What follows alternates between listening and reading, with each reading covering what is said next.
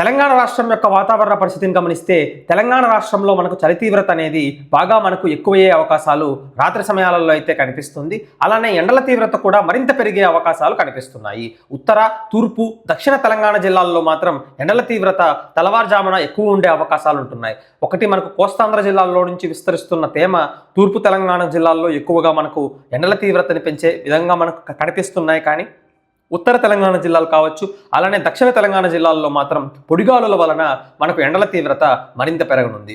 తూర్పు తెలంగాణ జిల్లాల్లో సాయంకాలం సమయంలో బాగా ఉక్కపోత కూడా ఉండే అవకాశాలు కనిపిస్తున్నాయి. ఎందుకంటే సముద్రం నుంచి వచ్చే గాలులు తూర్పు తెలంగాణ జిల్లాల వరకు విస్తరిస్తుంది కాబట్టి ఉక్కపోత ఎక్కువగా ఉంటుంది. దక్షిణ తెలంగాణ జిల్లాలు కావచ్చు, ఉత్తర తెలంగాణ జిల్లాల్లో ఉక్కపోత లేకపోయినా కానీ వేడి వాతావరణం ఉండే అవకాశాలు కనిపిస్తున్నాయి.